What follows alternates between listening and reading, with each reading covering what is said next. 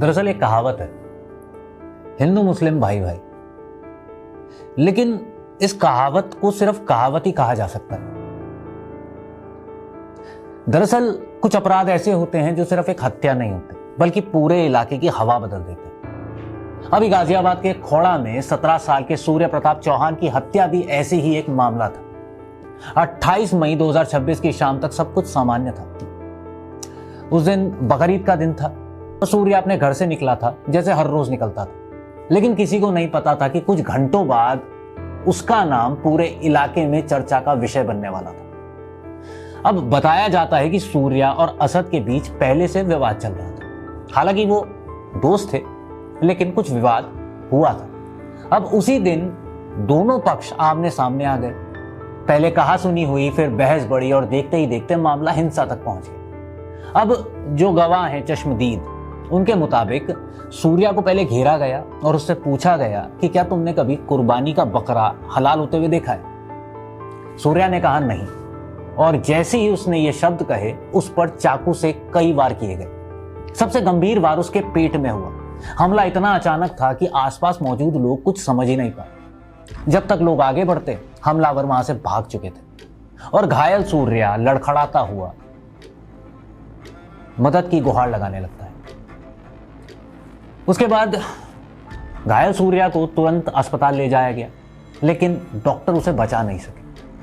कुछ ही देर में उसकी मौत की खबर पूरे खोड़ा में फैल जाती है। परिवार के घर पर लोगों की भीड़ लग गई। माँ बाप रो रो कर उनका बुरा हाल था।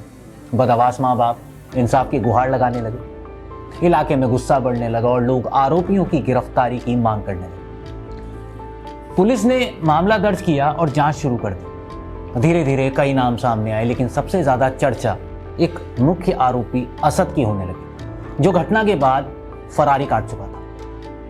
अब यह सिर्फ एक हत्या का मामला नहीं रह गया था, बल्कि पुलिस के लिए एक बड़ी चुनौती बन चुका था। जाहिर सी बात है, ईद के दिन किसी हिंदू लड़के की हत्या एक मुस्लिम द्वारा की जाती है, और ये केस बहुत, मुझे लगता है कि होली के वक्त पे भी एक ऐसा ही केस सामने आया था। सूर्या की हत्या के बाद पुलिस लगातार आरोपियों की तलाश में जुटी थी। कई टीमों का गठन किया गया और अलग अलग जगहों पर दबिश दी जाने लगी। कुछ आरोपियों को पकड़ लिया गया, लेकिन मुख्य आरोपी असद अभी भी पुलिस की जांच से दूर था। इसी बीच पुलिस को सूचना मिली कि वो भागने की तैयारी में है और अपने एक साथी से मिलने आने वाला है। बस यहीं से पूरे मामले ने नया मोड़ ले लिया। पुलिस ने अपने मुखबिर सक्रिय किए और उस पर नजर रखनी शुरू कर दी, और 31 मई की रात पुलिस को खबर मिली कि असद खोड़ा इलाके के आसपास देखा गया। सूचना मिलते ही पुलिस हरकत में आती है। इलाके की घेराबंदी की गई और संदिग्ध रास्तों पर नजर रखी जाने लगी। पुलिस के अनुसार कुछ देर बाद एक मोटरसाइकिल पर 2 युवक आते दिखाई दिए। उन्हें रोकने की कोशिश की गई, लेकिन पुलिस का दावा है कि रुकने के बजाय गोलीबारी शुरू हो गई। अचानक इलाके में गोलियों की आवाज गूंज उठी। कुछ देर तक दोनों तरफ से फायरिंग हुई और इसी दौरान एक पुलिसकर्मी भी घायल हो गया। जवाबी कार्रवाई में असद को गोली लगी और वो गंभीर रूप से घायल हो जाता। उसे अस्पताल पहुंचाया गया, लेकिन इलाज के दौरान उसकी मौत हो गई। उसके साथ मौजूद दूसरा युवक मौके से भागने में कामयाब रहा। पुलिस ने घटनास्थल से हथियार और मोटरसाइकिल बरामद करने का दावा किया। जिस आरोपी की तलाश में कई दिनों से पुलिस लगी हुई थी, उसकी कहानी वहीं खत्म हो गई। लेकिन जांच अभी जारी थी, क्योंकि पुलिस को शक था कि इस पूरे मामले में और भी लोग शामिल हो सकते हैं। असद की मौत की खबर सामने आते ही पूरे खोड़ा फिर से चर्चा का विषय बन गया। लोग इस मामले के हर पहलू पर बात कर रहे थे।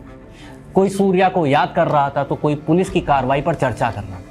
लेकिन सबसे ज्यादा दर्द सूर्या के परिवार के पास था, क्योंकि उनका बेटा अब कभी वापस आने वाला नहीं था। परिवार लगातार यही कह रहा था कि उन्हें न्याय चाहिए। दूसरी तरफ पुलिस बाकी आरोपियों की तलाश में लगी रही और पूरे मामले की कड़ियां जोड़ने की कोशिश करती रही। खोड़ा की गलियों में कई दिनों तक सिर्फ इसी घटना की बातें होती हैं। इस हत्याकांड ने एक बार फिर दिखा दिया कि गुस्से और दुश्मनी का अंजाम कितना खतरनाक हो सकता है।